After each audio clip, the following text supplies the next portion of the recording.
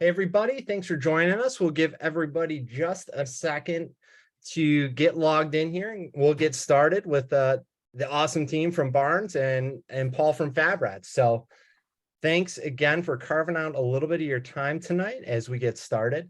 A couple of things for everybody that is watching us live. If you can, in the Q&A section, if you do have questions, throw your questions in there. We're going to try and answer as many of them live as we can. For everybody that submitted them in advance, thank you so much for doing that, because we've got a ton of really good ones, and hopefully we're going to have some really good conversation tonight. Undoubtedly with these two, we absolutely will. Cool. All right, so we're starting to slow down on folks joining, so why don't we go ahead and get started? First off, we've got Connor from Barnes Four-Wheel Drive. One of the most well-known and well-respected off-road brands in the space. Connor, do you want to do a little introduction kind of about Barnes outside of the one I just did? Yeah, sure. So I'm Connor. I work with Barnes Four-Wheel Drive. We are started out as a fabrication business. So we do a lot of DIY link suspension, steering, axle trusses, axle swap kits, things like that. We're in Mills River, North Carolina, so we're just right outside of Asheville. And yeah, we've been rolling since 2006.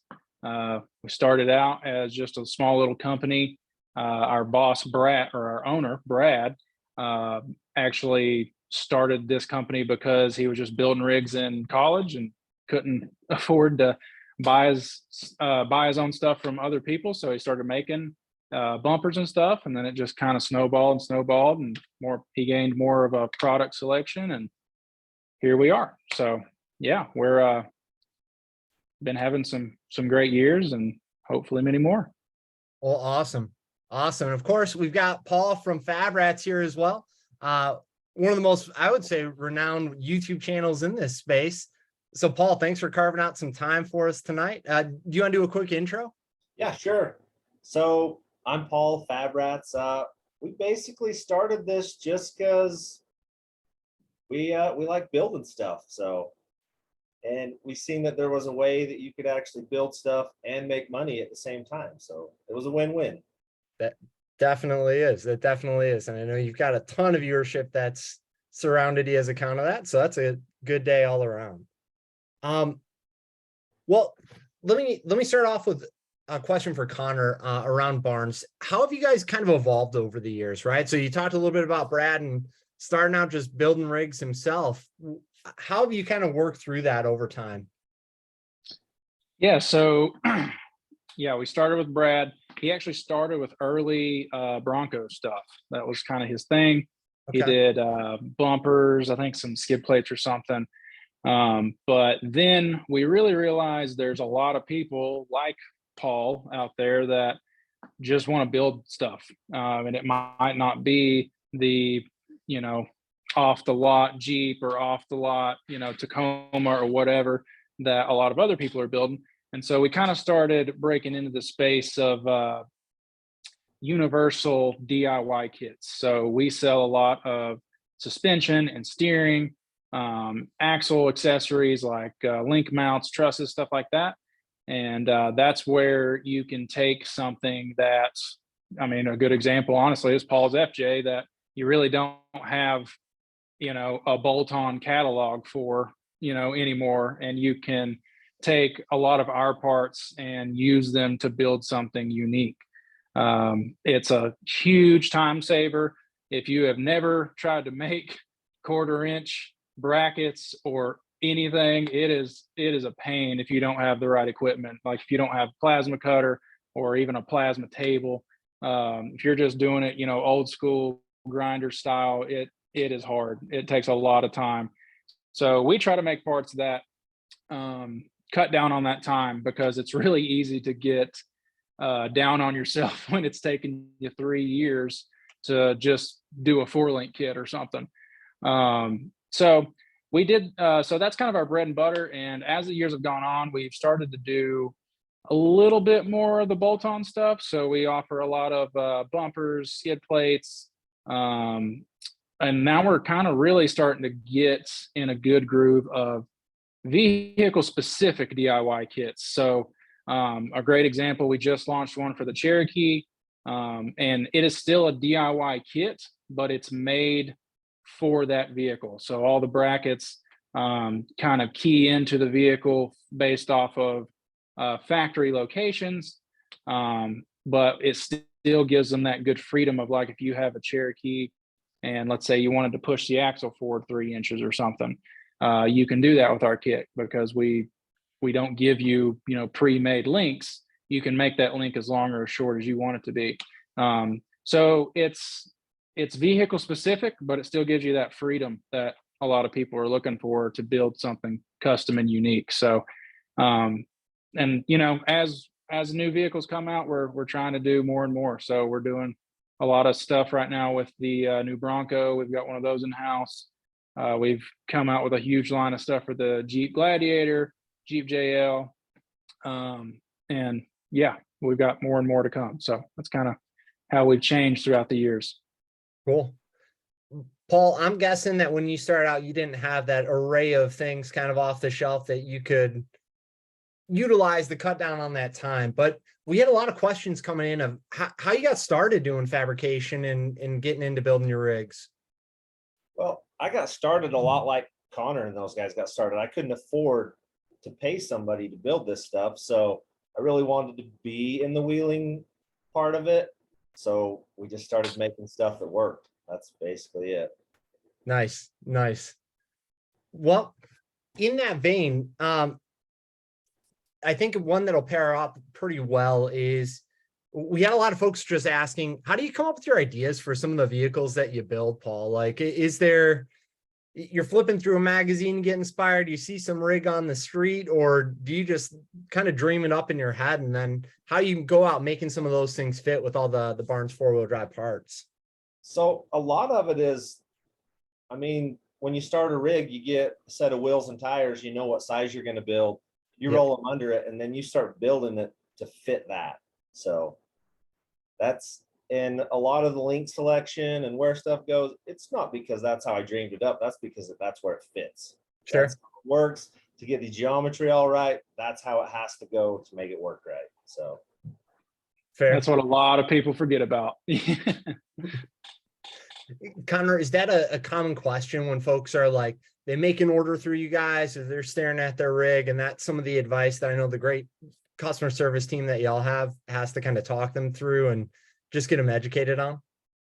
Yes. So, I mean, unless you're building a tube chassis where you know what you want and you can build that into the frame itself, a lot of times you're limited, right? Like, we give everybody ballpark numbers, anti-squat, anti-dive, like, hey, try to have, if you're going to drive it on the street, have your upper 75% the length of your lowers. If you're going to do this, you want this. But a lot of the time it comes down to packaging, and, you can't put a link here because there's exhaust. You can't put a link here because there's a drive shaft, there's oil pan, there's all this stuff. And so that's where it gets kind of tricky sometimes. So, but yeah, it's all about shooting for the right things, but at the same time, not obsessing over the little details and stuff like that. Try to hit those marks, try to hit those ballpark numbers. Obviously, go for the best end result you can. But a lot of times it's tough. There's some packaging restraints for sure with a lot of these vehicles. For sure. Guys, we had a lot of questions coming in about folks that were, just getting started, or they're just looking at the rig and they're thinking, hey, I want to make something a little bit bigger, a little bit more capable. If you guys were putting together your home fab setup on a budget, like, what's one thing that you would spend the money on that you would just say, you know what, it's worth every penny, I'm going to buy it? For like tool wise or parts for your rig, which I think tool wise, I think that's what Jeff's asking us on this one. For me, I would go with a plasma cutter. Hands down, you got to have something that moves metal. A torch costs a ton of money to run. Yep. The cutter's relatively cheap once you own it. So cool. That's a good one, Jeff. Hopefully that helps. Go spend a few bucks on a plasma cutter. We'll look for an Elite partner that we can hook you up with that. One of the other things that has come in here live, we can just hit a couple of these, is Matt was asking if there are any past projects that you would redo with what you know now. So thinking back to some of the other builds, like where'd you go back and be like, yeah, I would have done that a little bit differently? The FJ actually works flawlessly. I wouldn't change that thing at all. Nice. Tow truck, I'm still working on front end stuff on the tow truck. It doesn't drive like I want it to. Sure. I mean, you can't eat your sandwich and drive down the road. You got to have both hands on the wheel to drive it. So we're going to figure some stuff out on that. But it was like what Connor was saying, packaging. Yeah. We got a big block in that thing and there was no room left. So we put stuff where it would fit, Sure. knowing that we were going to lose some creature comforts. And the one we lost was drivability. I mean, you got to hang on to it. So Fair. Connor, how about you? Anything in that vein, or anything that you guys have rolled through the shop that you'd change up, do a little different? That's a good question. Oh, that's okay. Yeah. I'm not trying to put you on the spot. Yeah, I don't know about that one. I if I could go back, I mean, I just on my personal build, I don't know. It works so good. A part of me wishes I linked the rear, and I've actually talked to Paul about this the last time I was in Utah, because it's leaf sprung in the rear still, just like the Comanches came. Okay. But yeah, it just works so good. I'm like, I just don't want to touch it. You know, I don't know. Hard to go wrong with something that's operating well and getting you where you need to go on the trail. So that makes Yeah, we don't have any of the go fast stuff out here. So leaf springs are a lot more common out here on our side of the country than you know, out east or out west where you guys can bomb through the desert anywhere you want to. We're super jealous of it, but we don't have it. Indeed. So when they're thinking of, one question we had come through a lot was about steering, right? Totally get the packaging side, especially on the suspension part. When folks are starting to build up their rig, when should they start thinking about the adjusting the steering, upgrading the steering, redoing that steering piece of it? Love your perspective on that. So for me, steering is first. Okay. Steering, you have to calculate that in, because if you don't get that right, then nothing else matters after that. So buy 1-ton stuff, upgrade that right off the bat, and then move yourself back, because you can always drive home if the link's broke and it's dog legging a little. You break a steering joint, you're stuck. So fair. Yeah. Yep. Yeah, for me, yeah, if you want to put it in the rocks, you need steering. That's just kind of if you just want to drive it around on the road and never off-road it, then different story. But if you're going to off-road it all, yeah, especially I'd say on a daily driven rig, if you're going to drive it on the street, you know, even 50% of the time, a really good steering solution is just 1-ton tie rod ends. They work really good. That's pretty much all we sell. They're kind of made after the GM style 1-ton tie rod end. Sure. That's a great option for a dude who has like a Jeep or a Toyota or whatever, and he drives it, you know, to work every now and then, but he likes to wheel on the weekends.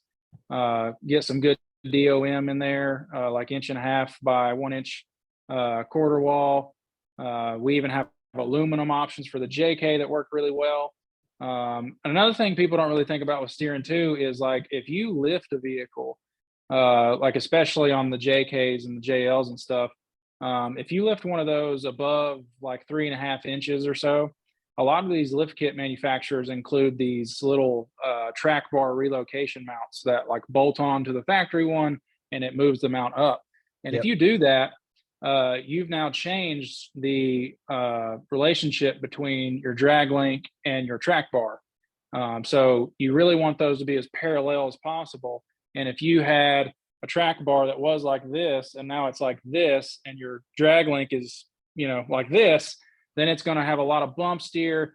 It's going to be really hard to manage going down the road, kind of like what Paul's saying, like you're not going to be able to do anything else other than drive the vehicle.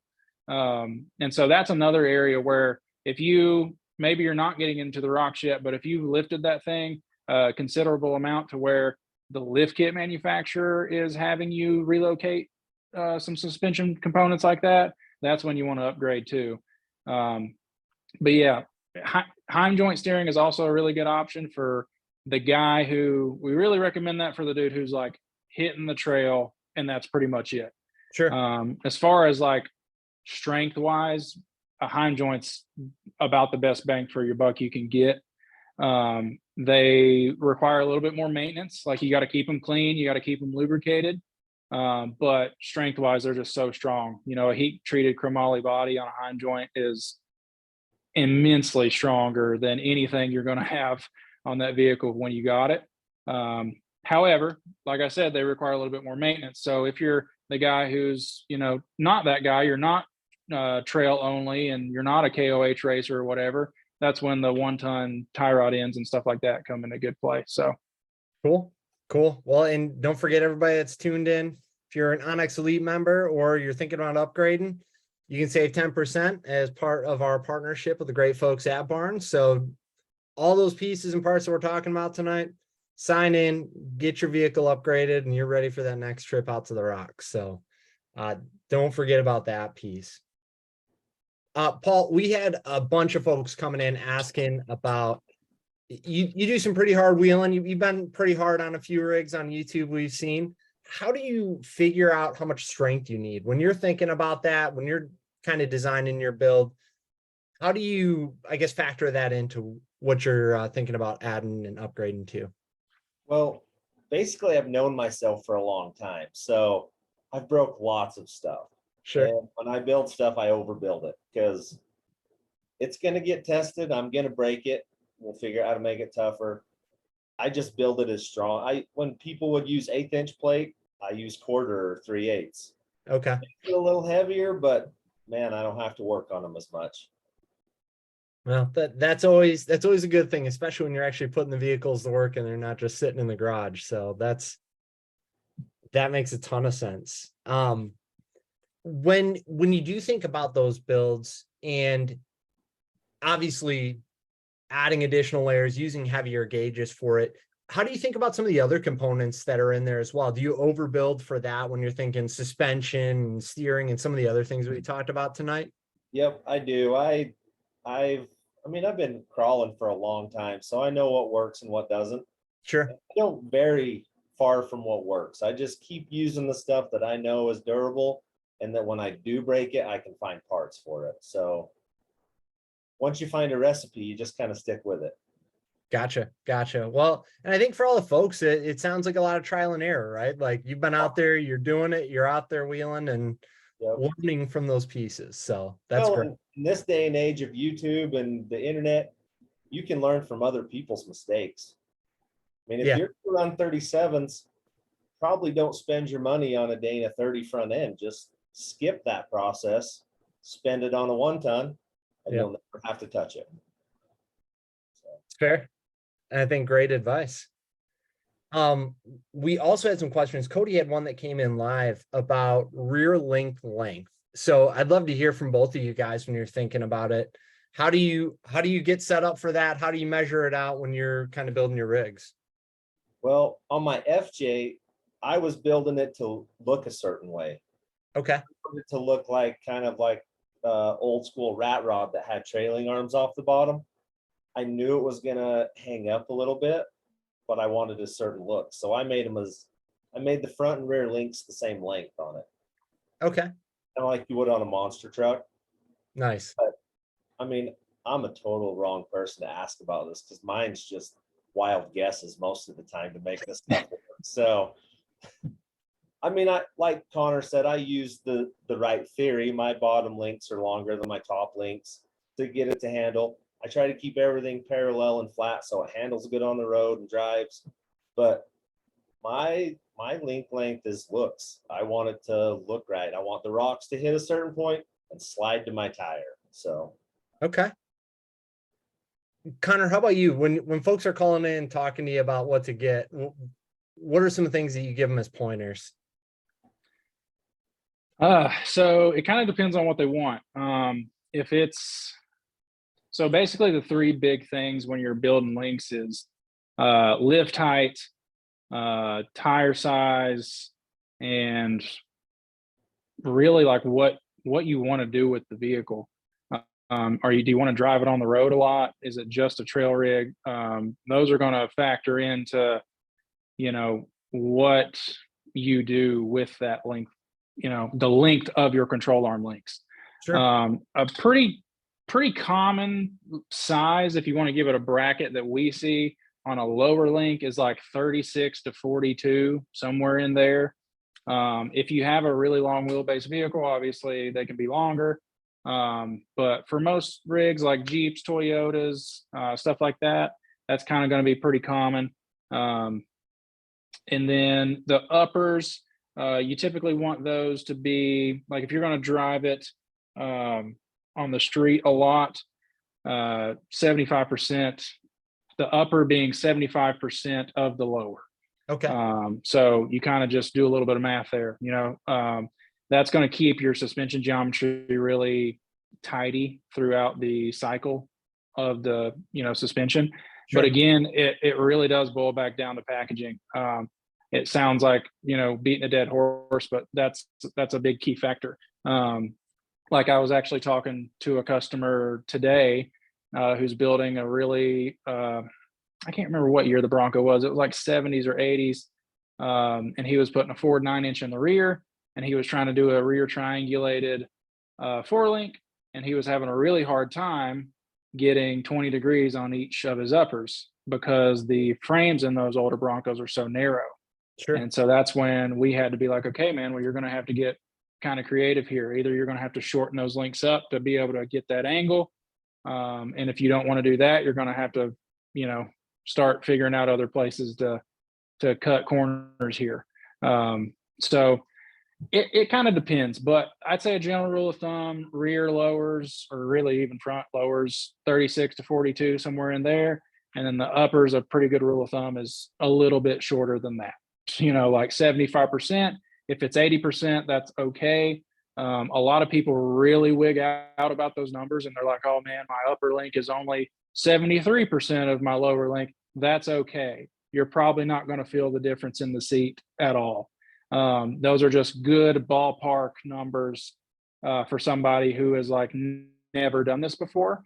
And they are like, they don't know whether they should make it 4 feet long or 1 foot long. That's just, it's a good, imagine, a bowling lane with the little fences up that doesn't allow you to just go way out of the way. So somewhere in that ballpark. Cool.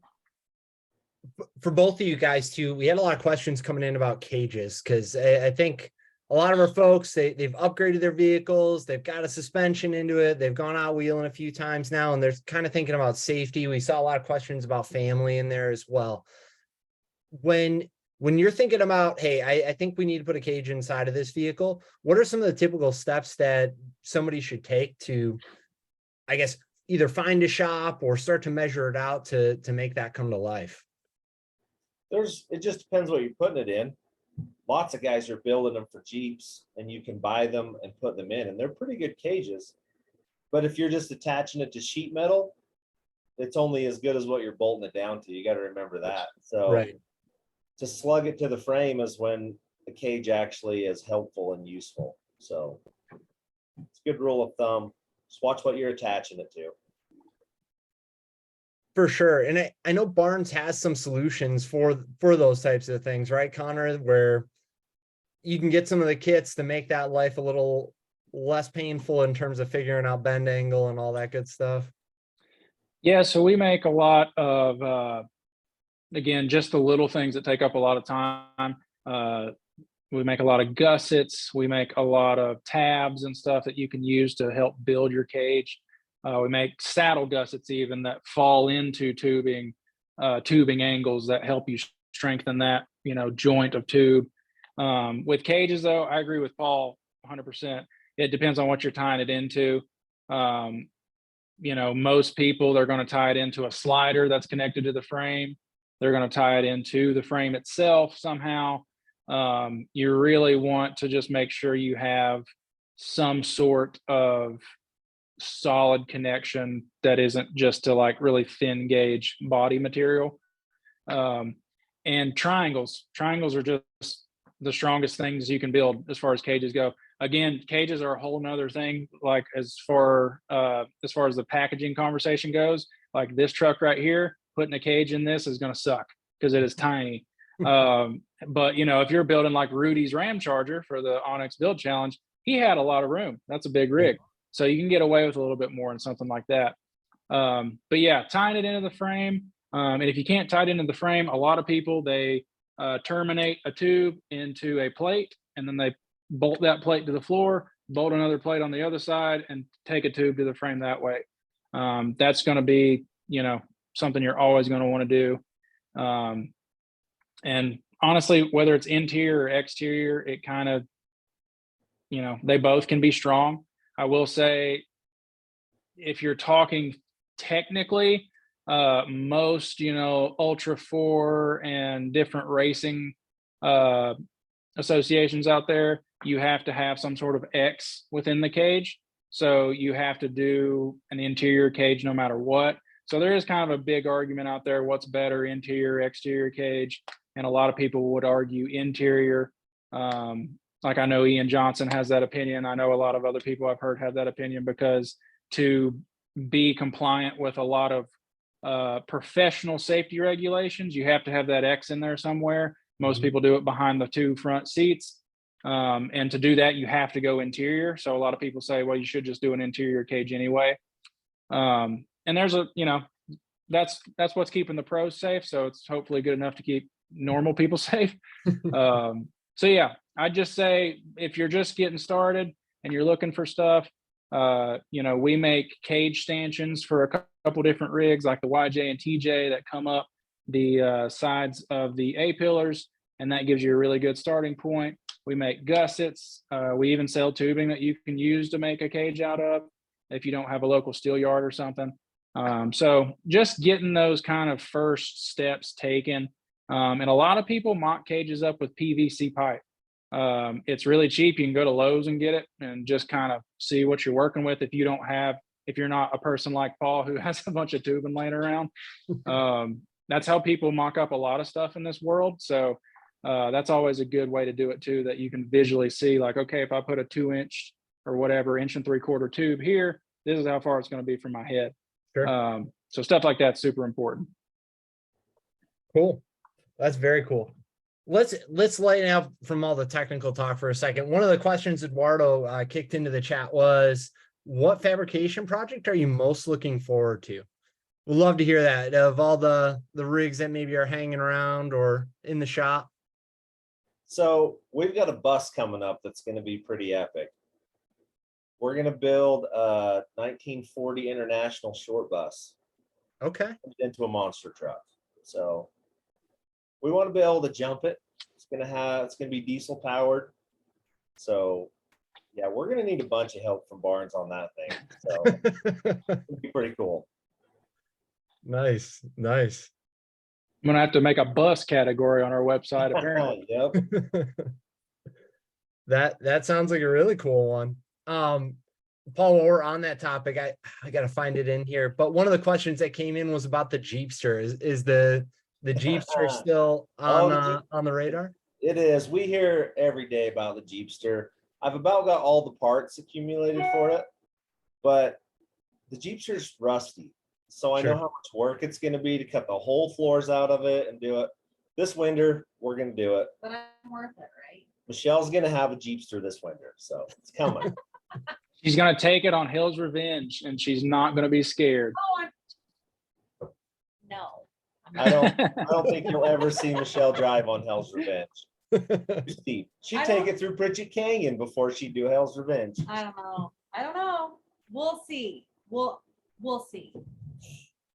It sounds like it'd be a great video, that's for sure. And we definitely heard the request for it tonight. So that's awesome though. Thanks for those updates and that sneak peek on the bus. For both of you guys, Joel kicked one in on, what's your advice for a beginner or intermediate builder? Like if you're just kind of getting going in this, like what would you tell your younger self that just started? For me, I would say don't get caught up in the stuff that you're not comfortable in doing yet. Stick to the easy stuff. put some wheels and tires on it and trim fenders, build yourself some bumpers, that kind of thing, until you figure it out, and then dive in. Little baby steps. It's way less discouraging than tearing your whole rig apart and realizing you're over your head and then you don't have nothing to drive when you're done. Sure. Yeah, I would say the same thing. Wheel what you got and work on it little by little. A lot of people, they go buy a new to them, whatever, Toyota XJ, Land Cruiser, whatever it is, and they pull the whole thing apart, and now they've got a ton of work in front of them. And it gets really discouraging because it's like, man, I haven't drove it in 10 months, and I've lost my passion, I've lost my love for this. And it's because a lot of people, they get caught up in this idea like it has to have an LS, tons, 40s, and an Atlas, or it's not worth driving. And that's where the love for all this stuff begins, is when you don't have the most capable rig and you're having to really hone in your driving skills on driving something that's a little bit less capable. Then you finally get that upgrade that puts you at the next tier of trails to hit, and so on and so forth. And just be honest with yourself. That's what we tell a lot of our customers. They come to us and they're like, man, I don't know what I want to do. Can you tell me how I need to build this thing? And it's just, be honest with yourself on what you want to do. Like, where do you want to go? Do you want to go to Moab? Do you want to go, to Windrock and do the hardest trails there? Or do you just kind of want to hit some dirt roads and hit a kind of hard trail every now and then? And that will dictate how you should build that vehicle. And when you set your sights on that, it can be a lot less daunting and it feel a lot more achievable. So, Sure. I think that's great advice for everybody. Getting back into some of the technical stuff, one of the questions we heard a ton on was about trussing your axles and when to do that, how hard to go. Could you guys talk a little bit about what you'd recommend in that space for folks? For me, trussing an axle is, do I think I'm going to bend a Dana 60? No, I don't. The truss, I'm not jumping my stuff. The truss is merely there to make linking it way easier for me. Sure. Because welding your link to the top of a cast housing is terrible. It always breaks off. But if I weld it to that 3/8 plate for a truss, it's never coming off. So I truss mine merely out of ease. And they look kind of cool too. It does look pretty cool. And the unsprung weight. You've got all that weight that's down on your axle. It's keeping you planted on the ground. It helps. Yeah. No, that's great advice. yeah, I'd say pretty similar answer. Trusses on the smaller axles, like your Dana 30 and Dana 44, that's where you are a little bit more concerned about strength because those do bend all the time. Sure.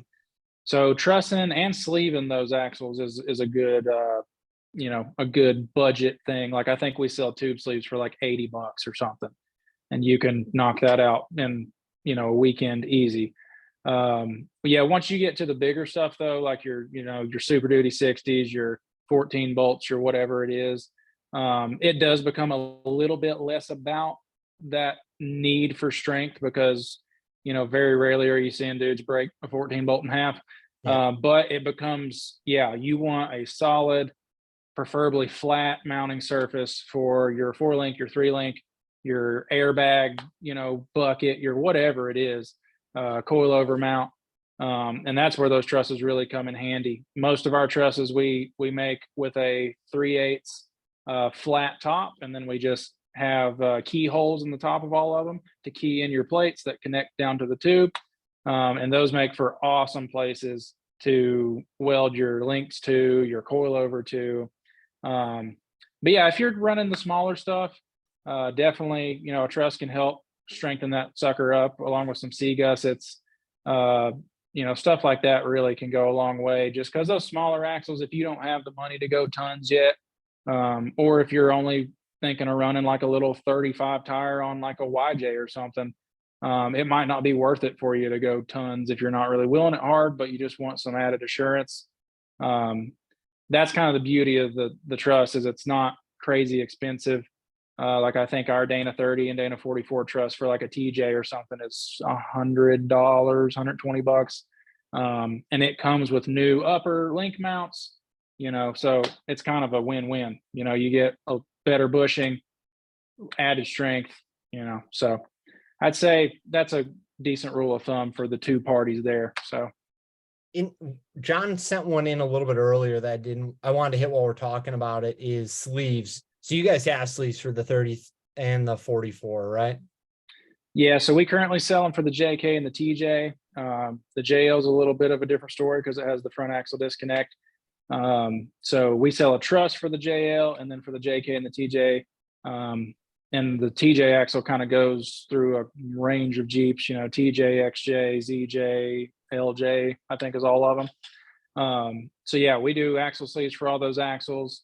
It's a great way to beef up the axle, and not add anything. If some guys, they want a clean axle, so it's an easy way to do that. Ours are the weld-in version, so a lot of issue you see with some of the press fit versions. If you have any bend in your axle at all, and you go to install those press fit axle tubes, you'll find out real quick that axle will not go in anymore. So ours are weld in, so you actually drill holes in the axle tube and spot weld around, and that just makes for a little bit of an easier install, and you don't run that as much of a risk, working with a little bit of a warped tube or something. But yeah, that's definitely a good budget upgrade, because like I said, they're like $80. So definitely easy to do. So Killer. Paul, one of the things that we heard from a lot of our folks that register for the class is they're always so impressed by how calm you are when sometimes things don't go your way, when you're kind of making it up and you're inventing things. We do it right because we do it twice slogan, I think, resonated with a lot of our members, and sounds like a lot of your fans. How do you go about keeping so calm when it's easy to get frustrated at those things when you're kind of dreaming stuff up? If you're gonna start fabricating, you just gotta expect stuff not to really work out.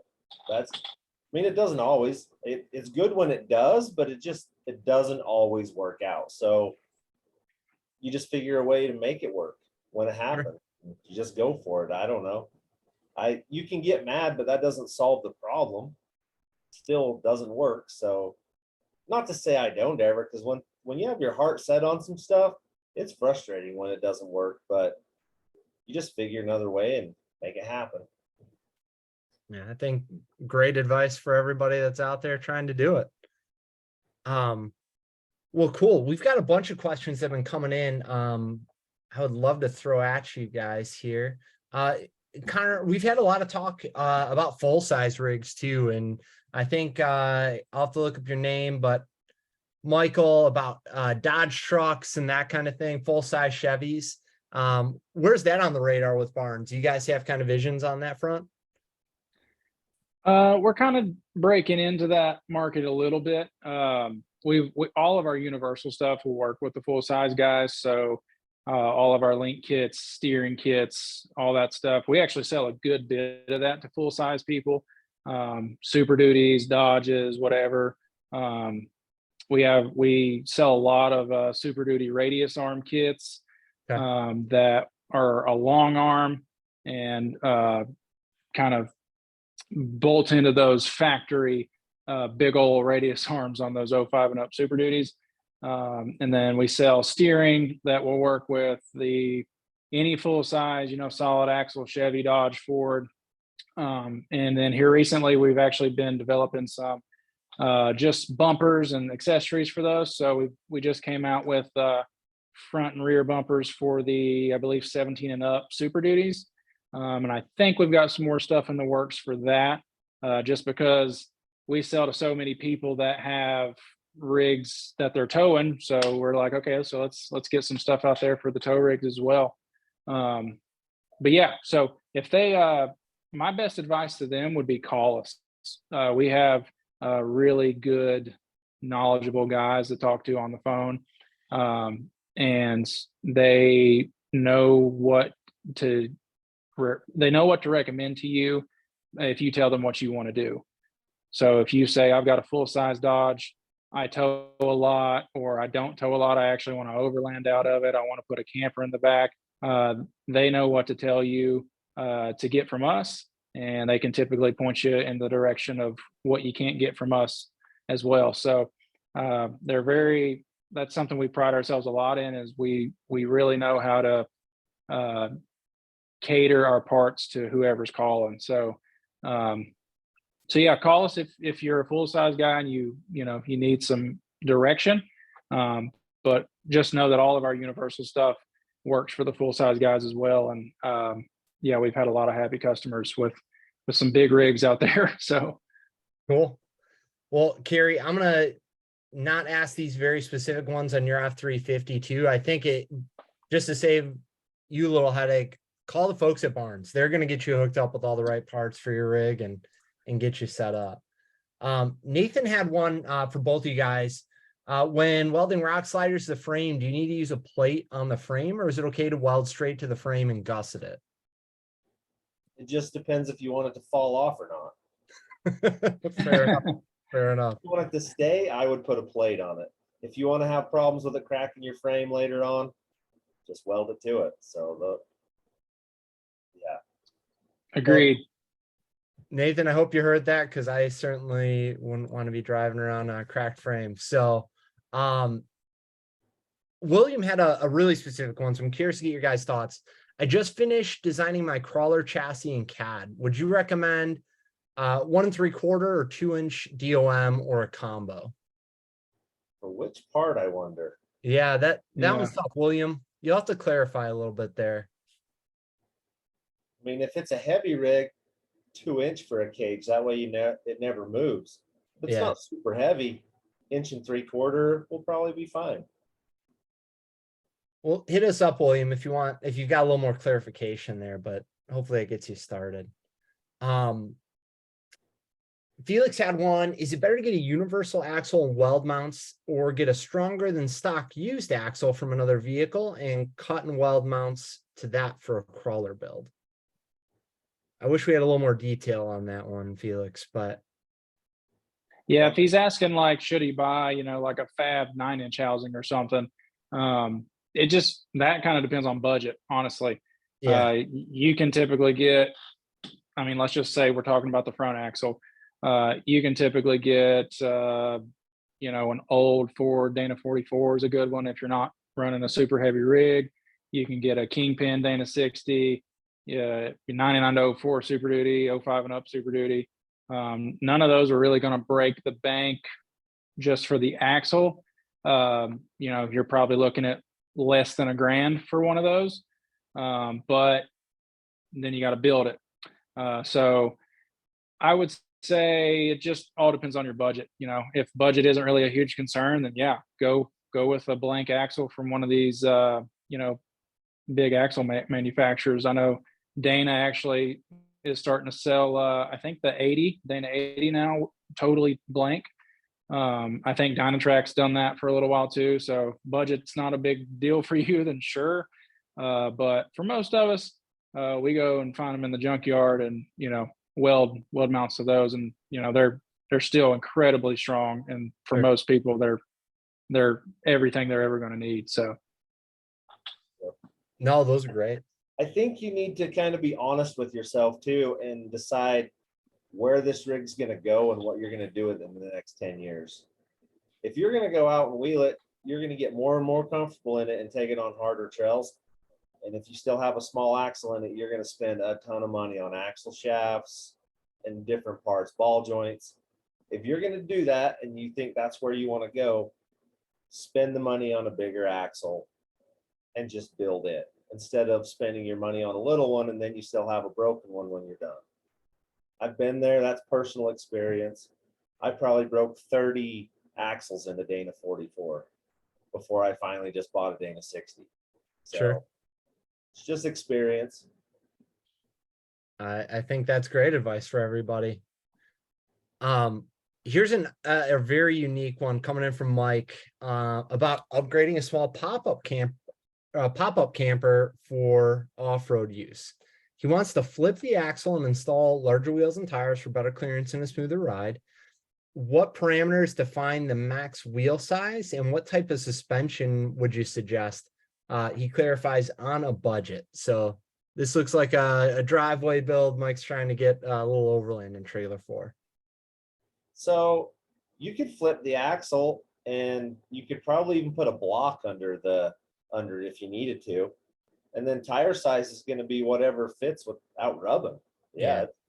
But I think you could do that pretty darn cheap and have it reliable still. There's no power to it, so it's not going to drag funny or anything. Pretty easy. Cool. Well, there you go, Mike. Sounds like a good project for this Saturday for you. What for both of you guys? Rob's got one. I'm not gonna get them all, but what is the 4x4 platform that you guys dislike the least, that you did a build on and you're like, I'll never build another one of those again? That's a tough question. Rob, it's a good one. Dislike the least. I would probably never build a mid-70s Ford truck. Just Okay. because nothing interchanges on them. Okay. Yeah, the parts are hard to come by. If you're going to build a four-wheel drive rig, that's why Jeeps are so awesome, because everybody's making parts. When you go to Barnes, you can buy bumpers, you can buy everything you need. You go with a Ford truck, you're going to have to build every single piece for that thing. So keep that in mind when you're building your rigs. Who supports these if I build this? Sure. I'm going to say something a little more controversial, maybe. I don't know. I'm not a huge fan of the new Bronco. I just don't love them. I'm not a huge this is me personally. This is not Barnes 4-wheel drive endorsed. I'm going to cover up the logo on my chest. I'm not a huge fan of independent suspension for rock crawling. I think it's come in leaps and bounds in the past couple years. I think one day we're going to be in that world where it might be just as good and maybe as affordable as solid axle one day. I don't know. Sure. But if you're trying to get into off-roading, something with independent suspension is going to cost a lot more to build. You know, kind of just like Paul said, like you could literally buy, I mean, if you just want something easy to build, like a 07 Jeep JK or something, boxed frame, solid axle, you could find one. Like if you can find a Rubicon, you can get low TK skiers out the box, and you know, you could put that thing on 37s for not too much money. Where like if you want to build a 4Runner, you know, and you really want to put some big tires on it and really wheel it with that independent, you know, like the Marlin crawler kits and stuff like that, those are super awesome, but they're definitely a little bit more pricey. So, you know, it's definitely, in my opinion, it's hard to build a independent rig as well as a solid axle rig with the same price tag. So I think those are good qualifiers in there too. There's just you've got a lot more math that has to go into those IFS rigs, and there's just a lot more components versus a stick axle too. So Jeff, don't feel personally attacked. I think it's just general talking. Would love seeing you out in the trails in your Bronco. But yeah, the one just on that note too, Kevin had a great question. I think fits in well with that. Is all the late model vehicles are having more and more electronics built into them. You mentioned the JL and the disconnect. There's a very simple one, but still adds complexity. What do you think that the future of off-roading is going to be a little bit harder because of all the electronics, or do you think it'll evolve just like everything else has evolved over time? I think it will. I think in short, yes. I think it'll get harder. I don't know that it'll get harder to off-road in these vehicles, but at least coming from an aftermarket manufacturer standpoint, it's definitely harder to make product for them. Just like, for example, on the Ford Bronco, they have the adaptive cruise control in the front. That's a hurdle that all of us manufacturers have to deal with. You know, we have to make a bumper that puts those sensors in the exact same position. They can't be further forward, further back, further up, further down, or none of that's going to work anymore. Sure. And you know, the auto start stop feature is now pretty much just a given in everything. Like they're just little things that a lot of people are doing that, you know, we just have to account for nowadays when we're designing parts. So I don't know that it's harder to off-road in the newer vehicles. I don't really see much stuff there. Maybe, you know, people like Paul and Matt who are going out and saving these people have seen that stuff. But it's definitely more simple to make parts for the, you know, a little bit older vehicle and to install them typically. So Cool. Well, I think that's good advice. Paul, are we going to see a late model rig in your shop getting modified anytime soon? You're probably not. Okay. You're probably not. I like the old stuff. I like it pretty simple. I like to be able to fix it when it breaks on the trail. This new stuff, you don't have a computer with you, you're not troubleshooting it out on the trail. Sure. So it's like Connor said, it's hard to get these things home when they are breaking out there, trying to get them drug off the trail. So there's some hurdles to tackle with it, but they're also super nice to drive out there. The features are pretty cool. No doubt. Yeah. And if nothing else, gives your tow truck something to put to work out there, and hopefully some more cool content.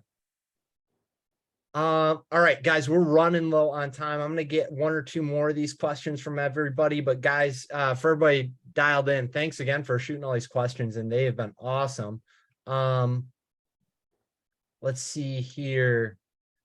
Another one from Eduardo. It's a really good one. What are the top 3 most underrated fabrication tools that you've got in your shop? Underrated. I'll let Paul tackle that one. Underrated. Plasma cutters, number 1. I mean, that's it. And then a really good tape measure. Okay. If you can't get stuff square, and it's pretty hard to make anything that looks good or works good without a tape measure. What would be the other one? I don't know. I don't know what the other one would be. Underrated. All right. Well, I think those are two. That's a good array too. A couple of good things on the cost spectrum, as well as things folks are thinking about upgrading their shop. So yeah, that's great. Connor, we got one come in asking about where you got the front fenders on your Jeep. I don't know if you can disclose that, but yeah, those are from McNeil Racing. So okay. they do all sorts of fiberglass stuff. So check them out. Not a sponsored ad. You got a free plug for them. Yeah. Anonymous, if you work for them, good job. Let's see here, guys. We talked a little about IFS. Well, let me do this, folks. What didn't we talk about? Connor and Paul, I'll throw it back to you guys. Anything that you guys go to a ton of events, you get to talk to this audience all the time. What haven't we talked about that you'd want to leave them with? Oh, I don't know for sure. Okay, that's fair. Yeah, I don't. We've been all over the place today. We have. We've gone around the fabrication globe, I feel like. Yeah. Well, cool. Hey, maybe the most important thing is that people are just doing it. Don't be scared to tackle a project because it's metal. You can always fix it. You just go for it and make it happen. You can, I mean, if you're nervous about it, watch a few videos, go slow, go easy, but you can get it done. Might not be the best at it, but you can get it handled. Yeah, I'd say same thing. Just start somewhere. Like go to, if you don't have anything, go to Harbor Freight, get you a $14 angle grinder, start doing something. Like get you, a budget welder, whatever it is. Like Paul said, watch some videos, call some people like us if you got questions on how to install something. Just doing it is the first step, because it is such a daunting thing when you think about fabrication, because you watch all these experts doing it and they have all these tools that you don't have, and you're like, there's no way that this is possible. But I'd say, you know, Paul probably would agree with this. Like, we all start laying on our backs on the ground, you know, with a jack stands and, you know, a budget this and a budget that, and we don't have the right tools. So we're cobbling something together that will actually get it out. We've got 14 extensions on a impact trying to get a bolt out of somewhere. It's all about learning and doing it, starting doing it, and then refining it as you keep going. And you'll eventually have something that you can wheel really well. You know that rig inside and out, and you're proud of it because you built it and it's awesome and it's what you wanted. So yeah, I just say that, just get out there and just start doing it and you'll have a good time. Awesome. Well, guys, thanks again for your time tonight. Where can folks find you if they want to find out more information about it, you guys, or any of the stuff that we talked about tonight? Go for it, Connor. You can find us at barnes4wheeldrive.com. Facebook, Instagram is just Barnes 4-Wheel Drive. Give us a call, shoot us an email. If you need anything, take a look at our website, find something you like. You got a question about it, you know where to find us. So yeah. And for us, they can just type in Fab Rats on YouTube and you'll find us. We'll pop right up and hopefully there's something on there that'll entertain you. Heck yeah. Well, thank you both again for the time tonight. For all the onX members that jumped on, really appreciate you carving out some of your time this evening. Hopefully you learned a few things. I certainly did, but really appreciate it. Thanks for being members. And don't forget, if you're already an Elite member, or if you're going to upgrade to be an Elite member, you can save 10% here during Elite Week with Barnes 4-Wheel Drive. So check those guys out. Again, thanks guys. Have a wonderful evening yourselves, and hopefully we'll see you out on the trail soon. Yep. Thank you. Thanks, guys.